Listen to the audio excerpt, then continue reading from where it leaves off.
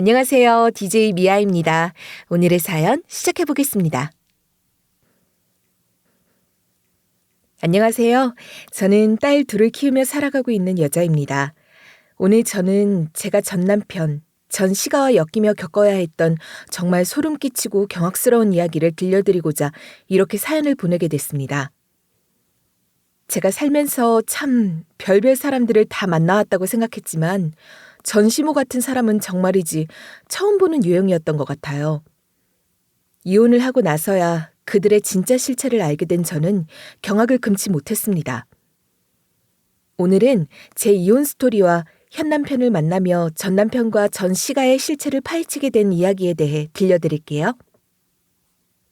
한참 전 남편과 결혼하기 전 시가에 인사를 드리러 갔을 때 저는 그날 무척 당황스러웠던 기억이 나요.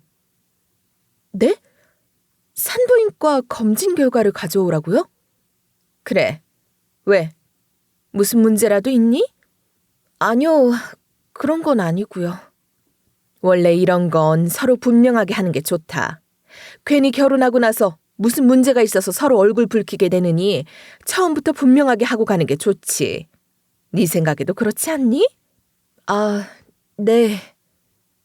결혼하고 나면 곧바로 아이 낳도록 준비를 해야 하니까 둘 다 검사를 해보고 임신에 이상은 없는지 임신하기 좋은 상태인지 확실하게 하고 혼례를 치러도 치러야지.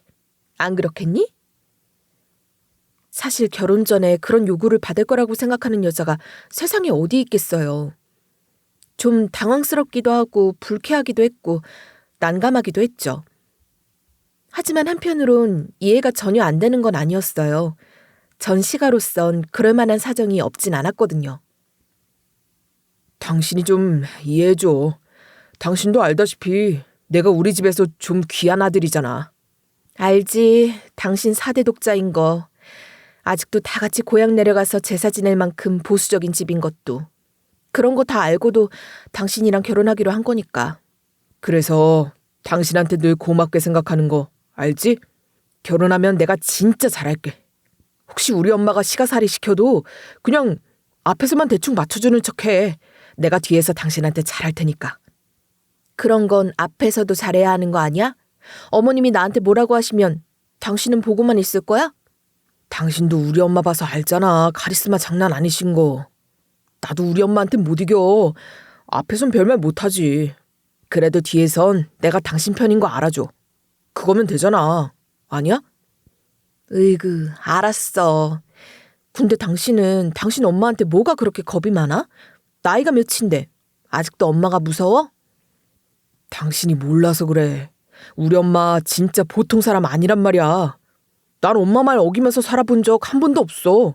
엄마 말이 곧 법이고 엄마 말이 곧 진리다. 그렇게 생각하고 사는 게 마음이 편해. 우리 엄마가 딱히 틀린 말 하는 분도 아니고. 그때 그 말이 얼마나 무서운 말인지 알았다면 좋았겠지만 전 그저 한 귀로 흘려들었죠. 사실 전 남편 시가는 원체 보수적이고 유교적인 전통을 지키며 사는 집안이었던 데다가 검진 결과를 제게만 요구한 것도 아니고 전 남편 역시 같이 검사를 받기로 한 거였으니 좀 황당하긴 해도 그래, 분명한 게 좋은 거다 하고 검사를 받고 결혼을 했었죠. 그래, 둘 다 결과는 깨끗하구나. 이만하면 아들 낳는데도 별 문제는 없겠다. 검사 결과에는 저도 전 남편도 전혀 문제가 없었고 아이를 낳는데도 별 지장이 없을 거란 얘기를 듣고 시작한 결혼 생활이었어요. 한동안은 문제가 없이 잘 지냈죠. 전 남편이 하는 사업도 잘 되는 편이었고 부부 사이도 나쁘지 않았고요. 전 시모가 자꾸 임신을 보챈다는 거 하나만 빼면 저희 사이에 큰 문제는 없었습니다. 아니, 너도 성우도 아무 문제 없다는데 왜 그렇게 임신이 안 되니? 그래, 이번에 검사해보니 뭐라든. 원인을 찾을 수가 없다고 하네요. 그냥 난임이라고. 별다른 문제가 있어서 그런 건 아니라고요. 아니, 어째 가는 병원마다 다 똑같은 소린지. 별다른 문제가 없으면 임신이 돼야 할 거 아니야. 문제가 없는데 대체 임신이 왜 안 되냐고. 내가 뭐 너한테 못해준 거 있니? 애 잘 낳는다는 한약해다 먹여, 용하다는 집가 부적해다 붙여, 교회가 기도해, 절에가 기도해. 할 수 있는 건 폐빵으로 다 하고 있는데 어째 그렇게 임신이 안 되냐 이 말이야. 어? 내가 뭐 너한테 다른 거 바라니? 뭐 많은 거 바래? 그냥 아들 하나만 떡하니 낳아주면 되는데 그걸 왜 못하냐고. 저도 모르겠어요. 그게 제 마음대로 되는 건 아니잖아요, 어머니. 안 되겠다. 너 지금부터 기도 더 열심히 해라. 더 부지런히 노력을 해야지. 천지신명한테라도 빌어. 빌고 빌고 또 빌어. 그래야 점지를 해줄 것 아니냐. 각고의 노력에도 임신은 번번이 실패했고 매달 생리가 찾아올 때마다 저는 절망에 빠져야만 했어요. 전 시모는 점점 저를 닥달해댔고 그저 임신 하나 안 됐을 뿐인데 저는 점점 더 죄인이 되어가는 기분이 들었죠. 그렇게 임신에 번번이 실패하면서 애를 먹으며 몇 년의 시간이 흘러갔어요. 그 몇 년의 시간 동안 했던 마음고생은 정말이지 이루 다 말할 수가 없어요. 전시모의 닥달과 매번 테스트를 하며 느껴야 했던 절망감과 갖은 방법을 시도하며 병원에 다녀야 했던 고통들. 나중에 마치 제가 임신을 위해 만들어진 기계가 된 것만 같은 기분마저 들더군요. 그런데 그마저도 되지 않으니 제 존재 자체가 너무 작게 느껴져 힘든 시간들이었어요. 그러다 가까스로 임신 테스트기에 뜬 2줄을 확인한 날 정말 기쁨에 오열을 했던 기억이 납니다. 전 남편과 부둥켜 안고 한참 동안 기쁨의 눈물을 흘렸죠. 다행이다. 너무 다행이다. 이제 정말 됐어. 근데 아들이어야 할 텐데. 아들이면 어떻고 딸이면 어때? 난 어떻든 다 좋아. 그건 아닐걸. 엄마가 원하는 건 아들이니까. 남편의 의미심장한 마지막 말처럼 그 기쁨은 오래가질 못했습니다. 제 뱃속에 아이가 딸이란 걸 확인한 후 전 시모의 타박이 시작됐거든요. 그래, 애 성별이 뭐라디? 어? 직접적으로 말은 안 해도 대충 둘러서 물어보면 답해준다니까. 저 선생님이 분홍색 베네쩌고리로 준비하라고 하시더라고요. 뭐야? 의사가 딸이란 걸 은연중에 돌려 말했다는 걸 표현하자 전 시모 표정이 확 굳던 기억이 납니다. 그리고 그날부터 전 시모의 구박과 괴롭힘이 시작됐죠. 넌 뭐가 그렇게 힘들다고 입이 태빨 나와서 그러고 앉아있냐 그래? 엄마, 이 사람 요즘 입덧 때문에 고생이잖아요. 아무것도 모르고 계속 토하기만 하느라. 누구는 임신 안 해봤나? 넌 결혼한 지 몇 년이 된 애가 아직도 네 마누라 편을 들고 있어? 팔불출같이. 죄송해요. 딸 가진 죄인이려니 생각해라. 뱃속에서부터 지엠이 그러고 고생시키는 걸 보니 안 봐도 나와서 적잖이 고생시킬 모양이다. 얼른 그거 나 치워버리고 빨리 다음 임신 준비해야지. 내가 생각이 짧았어. 임신하는 약을 먹일 게 아니라 아들 낳는 약을 지어 먹였어야 하는 것을. 지금 대체 무슨 소리를 하시는 거예요? 임신해서 고생하는 사람들어 얼른 나 치워버리라고요? 지금 우리 딸 태어나기 전부터 무슨 저주하는 것도 아니고 진짜 참다 저도 도저히 더는 못 참겠네요. 이게 미쳤나? 지금 시애미 앞에서 이게 무슨 짓거리야? 시어머니면 그딴 말 며느리 앞에서 해도 돼요? 임신한 남 앞에서도 그런 얘기는 아무도 안 해요. 근데 가족이 돼서는 어떻게 그딴 말을 하세요? 이미 가진 애는 손주 취급도 안 하면서 벌써 다음 아들 낳을 준비를 해라. 어머님 눈엔 제가 무슨 기계로 보이세요? 제가 애 낳는 기계냐고요. 기가 찬다, 기가 차. 애 낳는 기계라도 됐으면 좋겠다. 그럼 애라도 잘 낳았겠지. 전 그동안 참아온 화가 폭발해 고래고래 있는 대로 소리를 질렀고 제 폭발에 전 시모는 고개를 절레절레 흔들며 진절머리를 치더니 나가버리더군요. 그 이후 전 시모는 임신한 동안 단 한 번도 들여다보기는커녕 연락조차 하질 않았어요. 저는 전 남편 통해서만 전 씨가 얘기를 듣게 됐고 심지어 한 번은 명절에 갔다 문에서 쫓겨나기까지 했어요. 됐다. 난 걔 볼 생각 없으니 돌려보내라. 전 시모는 마치 저를 투명인간 대하듯 지칭조차 쟤라고 하며 없는 사람 취급을 하더군요. 물론 전 시모가 먼저 잘못했지만 저도 소리를 지르면서 시모한테 대들었기 때문에 아랫사람 된 입장에서 먼저 사과해보려고 간 건데 전 시모가 그따위로 구니 저도 그날로 마음의 문을 완전히 닫게 됐던 것 같아요. 다시는 시가 왕래하지 않기로 마음을 먹었죠. 진짜 너무하신다. 어떻게 자기 손주까지 임신한 며느리를 저런 식으로 대할 수가 있어? 그게 우리 엄마도 그때 충격을 많이 받으신 것 같더라고. 옛날 분이잖아. 며느리가 본인한테 그렇게 대들 거라고 생각도 못 하셨을 거야. 그러니까 충격을 많이 받으신 거지. 당신이 좀 이해해줘. 지금 그게 만삭된 마누라한테 할 소리야? 지금 누가 누굴 이해하라는 건데. 당신도 그날 그 자리에 있었잖아. 내가 괜히 그랬어? 내가 아무 이유 없이 어머님한테 소리를 질렀냐고. 당신은 뱃속에 있는 우리 새끼가 불쌍하지도 않아? 태어나기도 전부터 친할머니한테 없는 존재 취급을 당하는데 당신은 화도 안 나? 어떻게 자기 자식 일에, 자기 와이프 일에 이렇게 태연하게 굴 수가 있는 거야 대체? 아니, 내가 태연하게 구는 게 아니라 엄마 말인데 그럼 어떻게 해 내가. 그래, 당신은 평생 그러고 멍청하게 살아. 난 도대체 당신 같은 사람을 뭐가 좋다고 결혼을 한 건지 모르겠다. 내가 뭐에 홀려도 단단히 홀렸지. 이런 줏대도 없고 멍청한 걸 뭐가 좋다고. 뭐? 지금 말 다 했어? 남편한테 무슨 말버릇이야?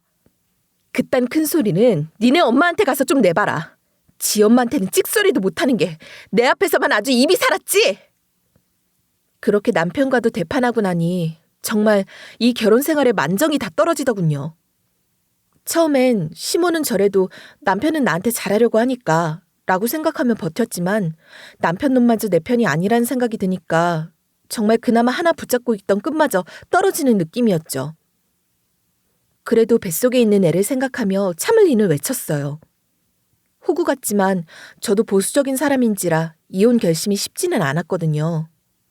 하지만 그런 저도 더 이상은 참을 수 없다고 이혼해야겠다고 생각하게 된 계기가 생겨버렸죠.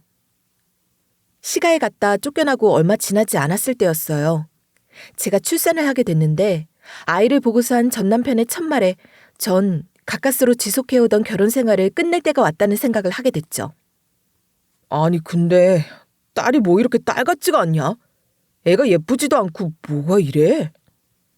그 말을 듣는 순간 세상 어느 엄마가 그놈과 계속 살고 싶다는 생각을 할까요? 그걸 지금 말이라고 하고 앉았어? 어? 뭐가? 네 딸이야. 네 딸 보고 처음으로 하는 말이 그딴 거야? 그러고도 네가 애비야? 아니, 그게 첫말은 아니지.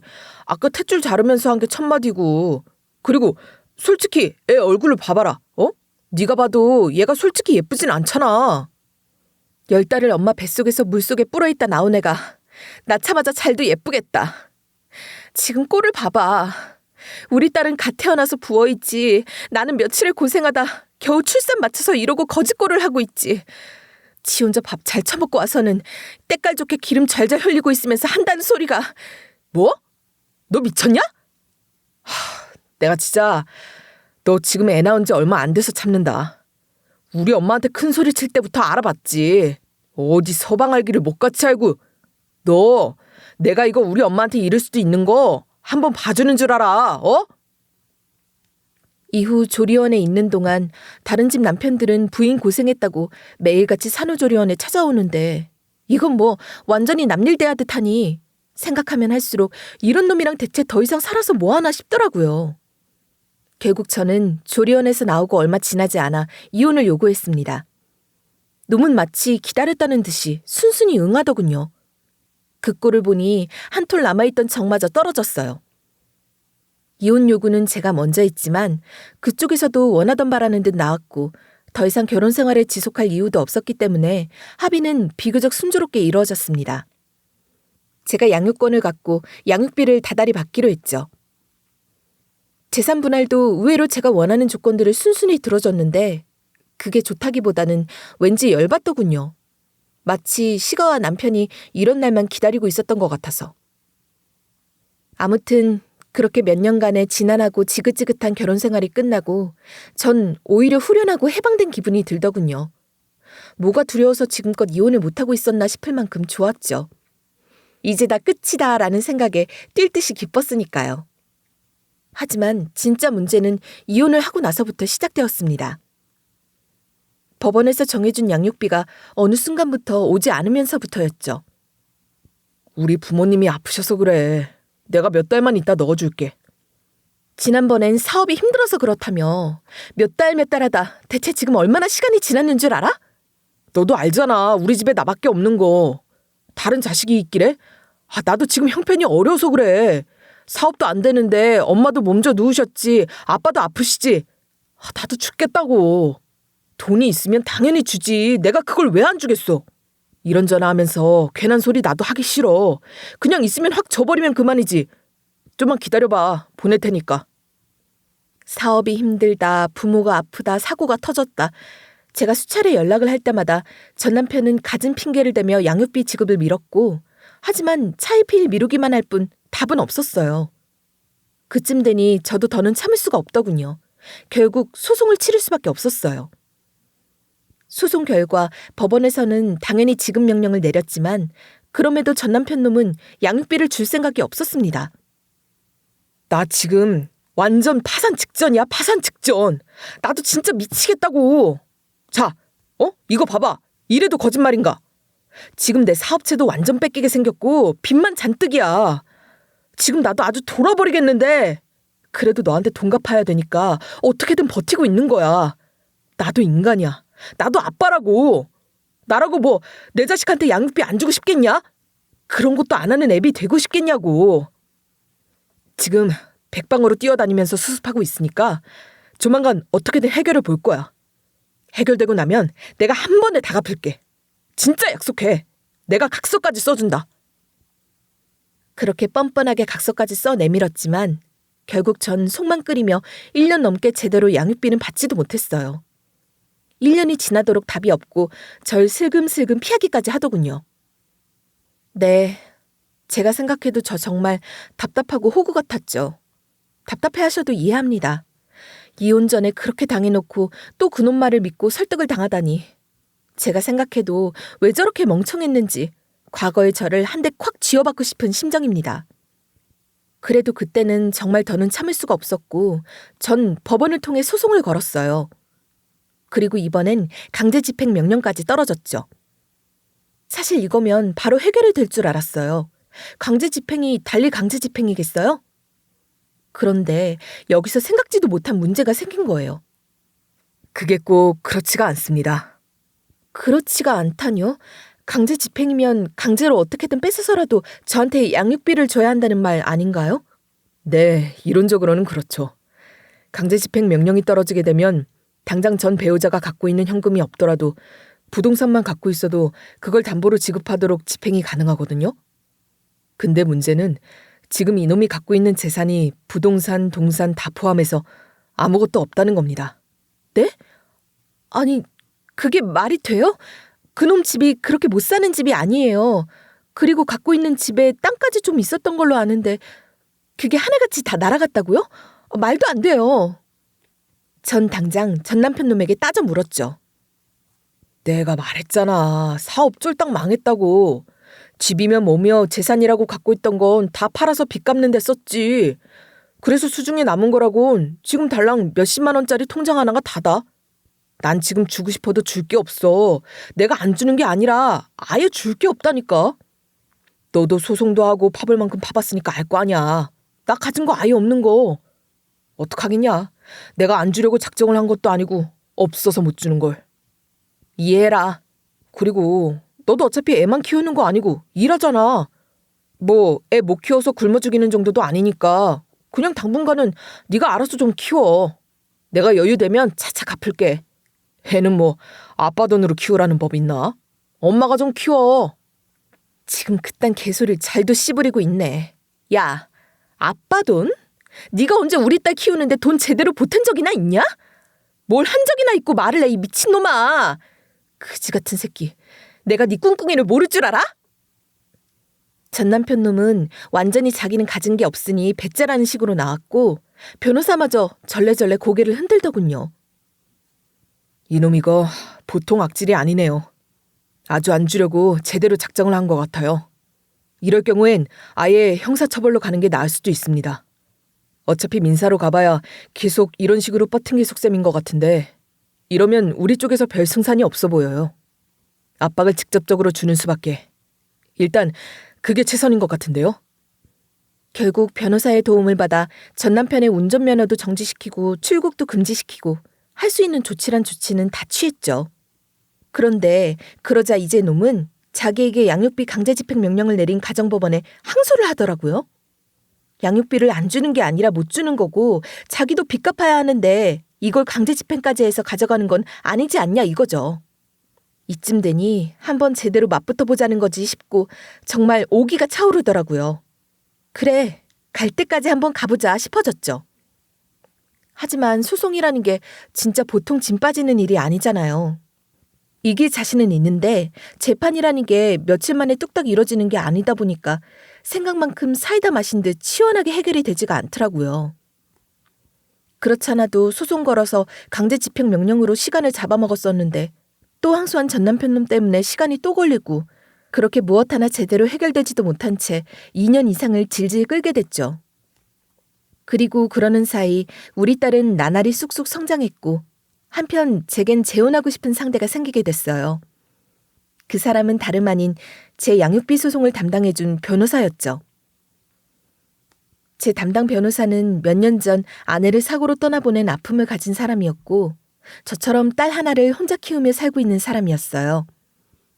그리고 무엇보다 자기 일처럼 제 일을 도맡아 해주는 고마운 존재였죠. 의뢰인과 변호인으로 만났지만 저희는 점차 친구 같은 관계가 됐고 고민 끝에 결혼까지 결심하게 됐습니다. 사실 남편이 처음 결혼을 원했을 때 고민이 많이 됐어요. 연애 기간도 1년 정도라 짧은 데다 금방 또 이렇게 재혼하는 게 맞는지 확신이 서지 않더라고요. 그런 저를 지금의 남편이 설득했죠. 지우도 현서도 둘 다 아직은 어리잖아. 아이 둘 다 어릴 때 재혼하면 훨씬 혼란도 덜 생길 거야. 그리고 지우는 나를 잘 따르고 현서는 당신을 잘 따르고 자기들 둘도 자매처럼 친구처럼 잘 지내니까 내 생각에 우리는 정말 잘 살 수 있을 것 같은데. 당신 생각은 그렇지 않아? 사실 이미 마음으로는 깊이 그 사람을 신뢰하고 의지하고 있는 상태였기 때문에 저는 깊은 고민 끝에 재혼을 결심하게 됐습니다. 그렇게 재혼을 하고 얼마 지나지 않았을 무렵 소송 진행 과정에서 전 혈압 오르는 소식을 알게 됐어요. 우연히 전 남편의 고모를 마트에서 만나게 되면서였죠. 전 남편의 고모는 그 집에서 몇 안 되는 정상적인 사람이었고 전 시모가 저를 한창 괴롭힐 때도 늘 편히 대준 고마운 분이었거든요. 그래서 오랜만에 만나니 좀 반갑기도 하고 머쓱하기도 하고 이래저래 만감이 교차하더라고요. 안녕하셨어요, 고모님. 아유, 그래. 오랜만이네. 아이는 잘 크고 있고? 네, 고생이 많겠네. 혼자 애 키우느라. 아, 저 얼마 전에 재혼했어요. 좋은 사람 만나서 잘 살고 있어요. 어머, 아우, 너무 잘 됐다. 너무 잘 됐네, 정말. 참, 어머님, 아버님 건강은 좀 어떠세요? 많이 편찮으셨다고 들었는데. 걔들이? 걔들이 언제 아팠대? 네? 아니, 저번에 간이 안 좋아서 입원하시고 당뇨 합병증으로 입원하시고 그랬다고. 에이, 아니야. 걔들이 아프긴 어디가 아파. 지금 얼마나 살판들이 났는데. 성호 걔가 요즘 벌이가 좋은지 지 부모한테 얼마 전에 아파트를 해줬잖아. 10억이 넘는 아파트를 아들놈이 사줬다고 얼마나 살판이 났는데. 지금 덩실덩실 춤이라도 출 거다 아마. 몇 주 전에도 만나서 자랑만 실컷 들어주다 왔는데 걔들이 아프긴 어디가 아파. 정말 혈압이 확 오르더라고요. 수중에 돈 한 푼 없다던 전 남편 놈이 전 시가에는 10억이 넘는 아파트를 해줬다니. 전 도저히 참지 못하고 고모님에게 집 주소를 물어 찾아갔습니다. 그리고 그 똑같은 놈들은 단체로 기막힌 개소리들을 해대더군요. 기가 막힌다 진짜. 너 29만 원도 없다며. 너한테 남은 거라곤 지폐 몇 장이 다라며. 근데 어디서 돈이 10억이 났는데? 네 부모한테 10억짜리 아파트 안길 돈은 있고 네 자식 앞으로 꼴랑 그 양육비 대줄 돈은 없냐? 이게 법무서인 줄 모르고 어디서 이딴 짓거리를 하고 있어. 얘, 너 아주 교양머리 없는 건 여전하다. 그리고 아들 하나 못 낳은 주제에 무슨 양육비 타령을 하고 있어. 우리는 돈 없어. 있어도 넣어줄 돈은 없다. 아들 하나만 낳아줬어 봐라. 이 집이 지금 네 집 됐지 않겠니? 근데 그걸 못해서 쫓겨난 건 너야. 이제 와서 뭘 잘했다고 돈 타령을 하고 있어. 들었지? 우리 엄마가 너 줄 돈 없대. 답답하면 또 소송 걸든가. 어차피 지금 내 앞으로는 재산이라곤 10원 한 푼 없으니까 어떻게 그거라도 뺏어가려면 뺏어가 보든가. 네 새끼들 진짜 내가 가만 안 둬. 니들 내가 어떻게든 무너지게 만들 거고 내 자식 눈에 눈물 나게 한 거 꼭 돌려받게 할 거야. 다 똑같은 새끼들. 전 거의 화병으로 쓰러지기 일보 직전이 돼 남편에게와 그 일을 털어놨고 남편은 저보다 더 화가 나 펄쩍 뛰더군요. 아니, 나한테 말을 하지. 왜 당신 혼자 그렇게 가서 그런 수모를 당해? 너무 화가 나서 도저히 참을 수가 없었어. 당장이라도 가서 퍼붓지 않으면 미칠 것 같았거든. 근데 결국 당하기만 하고 돌아왔잖아. 그치. 내가 너무 준비 없이 갔나 봐. 감정이 앞서서. 그동안 너무 당하기만 해서 맺힌 게 너무 많았거든. 그래, 이해해. 근데 오히려 잘 된 걸 수도 있어. 잘 된 거라니? 그 집이 전 시부모가 산 게 아니고 아들놈이 사준 건 확실하댔지. 고모님한테 그렇게 몇 번이고 자랑을 해댔다나 봐. 아마 무슨 편법을 써서 재산을 빼돌린 것 같은데 아무리 그래도 빈틈은 있게 마련이거든. 단초를 하나 흘려서 우리한테 들켰으니까 이제 그걸 잡고 찾아 들어가면 돼. 당신 나 알지? 나 변호사 하기 전에 검사였던 사람이야. 나 믿고 한번 맡겨봐. 남편은 말이 끝나자마자 바로 누군가에게 전화를 걸었습니다. 그리고 한 달여 뒤 뱉은 말은 무조건 지키는 현 남편의 말대로 전 시간은 완전히 풍비박산이 나게 생겨버렸죠. 그놈들은 정말이지 정상인의 상식으론 생각지도 못한 더러운 짓을 해왔고 제 남편이 그걸 완전 탈탈 털어줬거든요. 모든 일들의 자초지종은 이러했습니다. 사실 약 2달 전쯤 저는 남편의 소개로 한 사회부 기자와 인터뷰를 하게 됐어요. 기자는 남편이 검사 시절부터 알고 지내던 사람이었는데 양육비 미지급 문제와 관련해 피해자들을 취재하고 있다며 저에게 취재 요청을 해왔었죠. 저는 워낙 쌓여있던 게 많던 때였고 저의 억울함을 어디에라도 호소하고 싶어 인터뷰에 응했고 서로 맥주 한잔을 하며 미주알 고주알 제 이야기들을 털어놓기 시작했죠. 유성호예요. 그놈 새끼 이름. 땡땡시 땡땡구 땡땡동 사는 유성호. 직업은 사업가고요. 꼭 이름 3글자도 실어주세요. 재수씨 많이 흥분하셨네. 제가 이름은 못 실어도 꼭 얼마나 나쁜 놈인지는 실을게요. 근데 저 같은 케이스가 그렇게 많아요? 이렇게 기획 취재를 할 만큼? 어휴, 말도 못하죠. 나쁜 놈들이 세상에 얼마나 많은데요. 자기 자식한테 양육비 주기 싫어서 그러고 뻗팅기는 놈들이 제 전남편 말고도 더 있다는 거네요.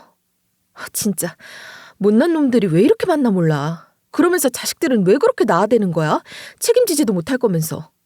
진짜 별별 케이스들이 다 있어요. 심지어는 제가 이번에 취재하면서 보다 보니까 이런 케이스들도 있더라고요.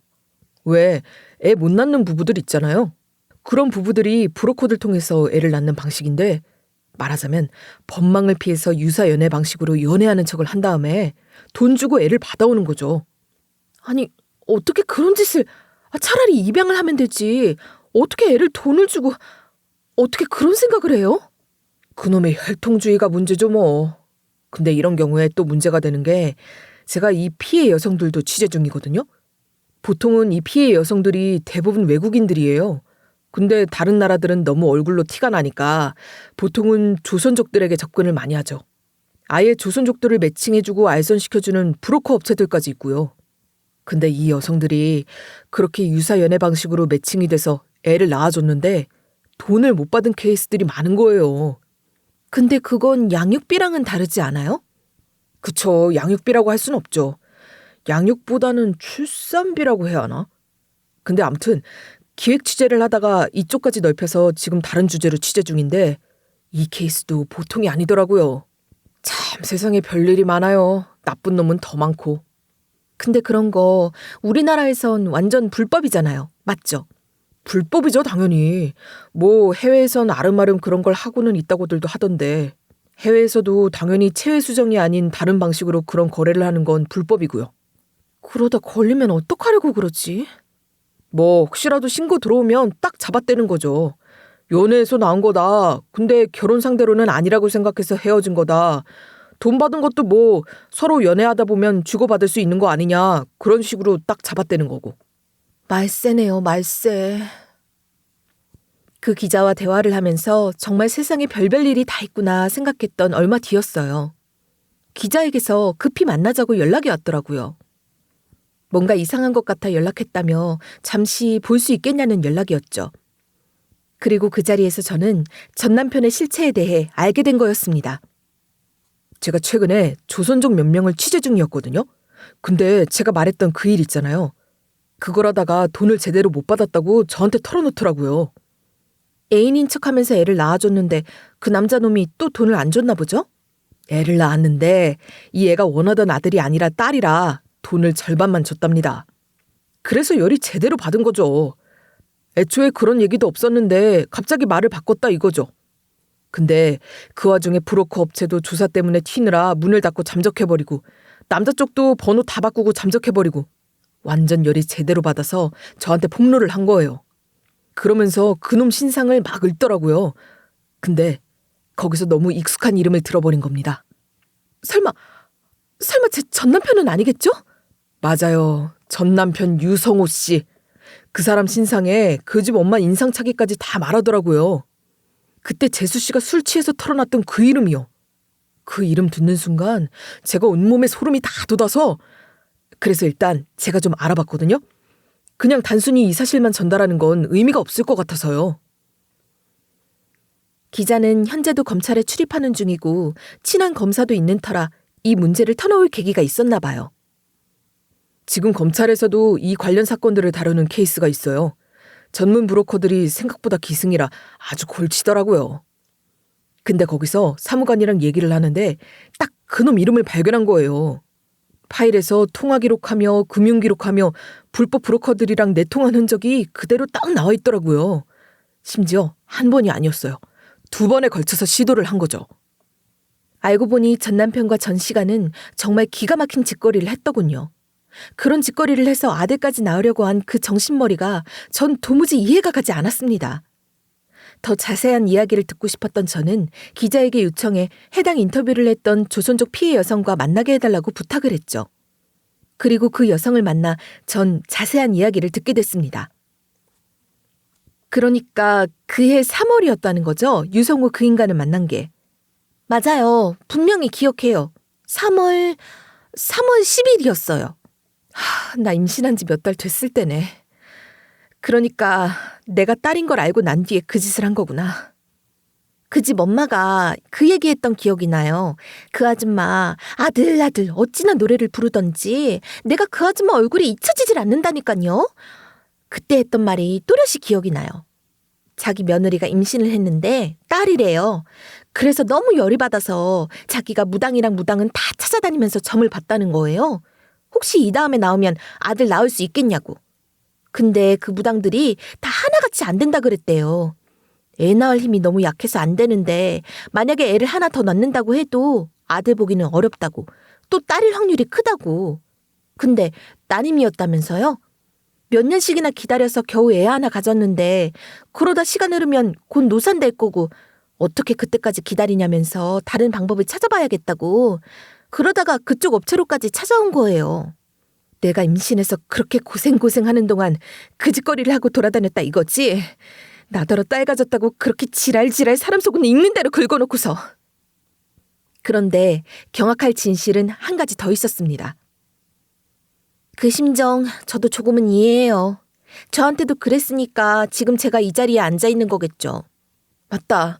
그쪽한테도 딸 낳았다는 이유로 반밖에 안 줬다 그랬죠. 네. 임신하자마자 성별 알 수 있는 날만 기다리더라고요. 내가 이 일이 처음이라 잘은 몰라도 다른 사람들 말 들어보면 그런 사람들은 별로 없거든요. 그냥 애만 낳으면 고맙습니다 이거지. 그 와중에 무슨 아들, 딸 가려가면서 그러는 사람은 잘 없는데 이놈들은 제가 딸 가진 걸 아니까 태도가 확 변하더라고요. 주기로 한 돈 반밖에 안 주고는 아들 낳는 대가로 주기로 한 건데 네가 맘대로 딸 가졌지 않냐면서 딱 잡아떼는 거예요.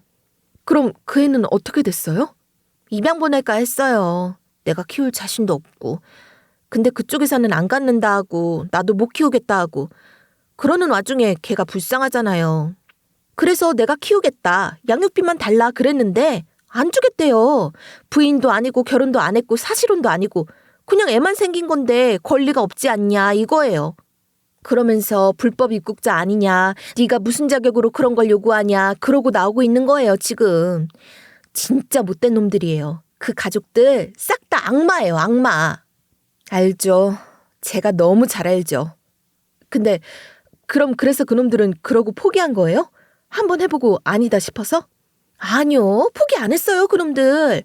브로커 업체에서 다른 여자 매칭해줘서 거기랑 또 그런 짓거리를 한 거예요. 미쳤네, 미쳤어. 어떻게 그런... 내가 솔직히 이런 얘기까진 너무 지저분해서 안 하려고 했는데 사실 저는 그런 짓을 안 했어요. 도저히 못 하겠더라고요.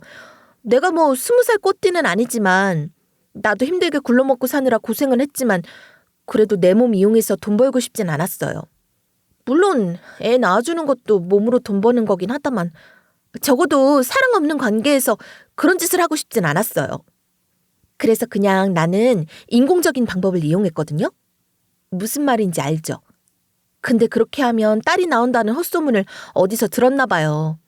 그래서 그 방법은 안 되겠다면서 웃돈을 더 주고 진짜 부부처럼 임신하는 방법을 찾은 거예요. 그게 가능한 여자로 연결을 해달라고 말을 했대요. 그래서 얼마 지나지 않아서 나보다 2살인가 3살인가 많은 언니랑 매칭이 된 거예요. 그 언니한테서 그렇게 원하던 아들까지 얻은 거고요. 그렇게 임신한 게 그쪽이랑 그렇게 되고 얼마 지나지 않아서였던 거고요. 맞아요.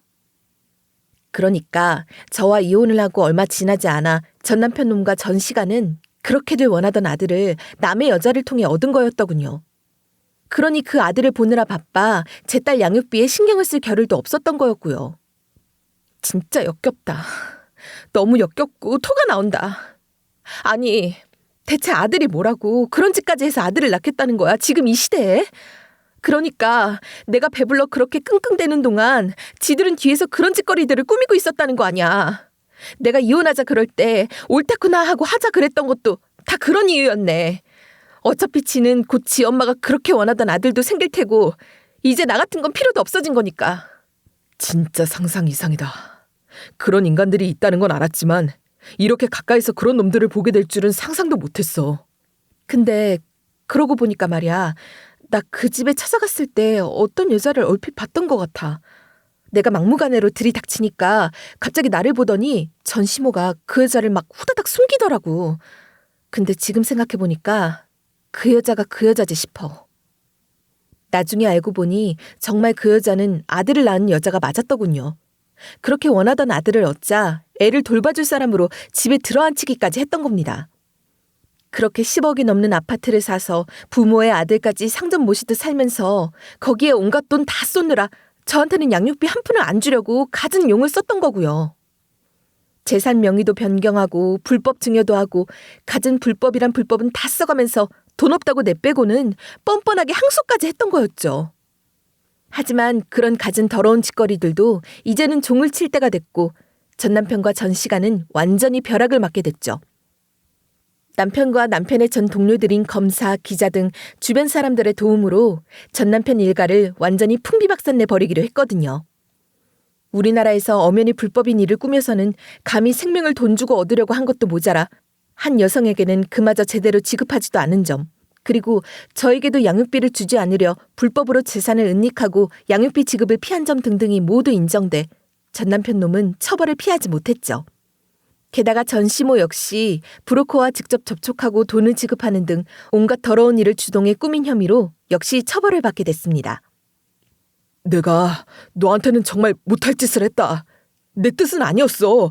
우리 엄마가 워낙 그런 사람인 거 너도 알잖아. 너 임신했을 때 내가 그런 짓 하면서 얼마나 죄책감에 시달렸는지 너는 모를 거야. 지랄하지 마. 죄책감? 너는 그런 단어를 입에 올릴 자격도 없는 놈이야. 그런 게 있는 놈이었으면 애초에 그런 짓을 하지도 않았겠지. 뒤에서 그딴 짓 하고 돌아다니고 나를 그런 식으로 내쫓듯이 하고는 심지어 갖은 핑계를 대고 갖은 술수를 써가면서 양육비까지 안 주려고 용을 써? 그러고도 네가 인간이냐? 너 인간이라고 생각 안 해. 정말 미안해. 내가 우리 딸 보기에도 면목이 없고. 근데 우리 딸 이름은 뭔지 물어봐도 돼? 기억이 안 나서. 기가 막힌다. 지금 우리 애 나이가 몇인데 아직 이름을 모르니? 아니, 아무리 애 태어나고 얼마 안 돼서 헤어졌다고 한들 이름은 알아야 하는 거 아니야? 그러고도 네가 애비라고 낯짝은 들고 다니니? 나 너한테 우리 딸 이름 절대 안 가르쳐줘. 절대 보여줄 일도 없을 거고 네가 할 일은 하나야.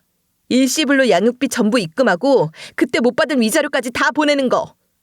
소송 한 번 더 치르기 싫으면 좋은 말로 할 때 다 송금해. 안 그러면 얼굴도 못 들고 다니게 해줄 테니까. 전 남편 놈은 뒤늦게 제게 용서를 구해댔지만 이미 너무 늦어버린 뒤였죠. 하지만 전 시모는 그마저도 하지 않더군요. 그런 짓을 해놓고도 반성하는 기미조차 없는 전 시모는 정말 악독함으로 똘똘 뭉친 인간이었습니다. 제가 결혼 허락을 받으러 갔던 그 순간부터 아들 타령을 하며 무시무시한 예고를 보였던 전 시모. 그때 제가 그 집안과 엮이지 않고 발을 뺄 수 있었다면 얼마나 좋았을까요? 지금까지 제가 겪었던 그 온갖 수모와 고통들을 겪지 않아도 됐을 테니까요. 하지만 비록 뒤늦게라도 놈들이 지은 죄에 대해 벌을 받게 하고 제대로 된 피해 보상과 양육비를 받게 됐으니 이것만으로도 다행스러운 마음이 듭니다. 그동안 너무 바보처럼 당하기만 하고 살았던 제 자신이 한심하기도 하지만 똑부러진 지금의 남편을 만났으니 그 또한 큰 복이 아닌가 싶네요. 이제 앞으로의 인생은 조금 더 현명하게, 조금 더 똑부러지게 그렇게 잘 살아보겠습니다. 이제 하나이만이 아니라 두 딸을 둔 엄마이고 그 두 딸을 위해서라도 더 당당하고 멋진 엄마가 되고 싶어요. 저의 이야기가 너무 고구마 같았다면 죄송해요. 하지만 악독한 전 시가와 전 남편이 모두 파국을 맞게 됐고 저는 비로소 평화와 행복을 되찾았으니 이 결말이 여러분께 작은 사이다가 될 수 있었으면 좋겠습니다. 지금까지 들어주셔서 정말 감사합니다.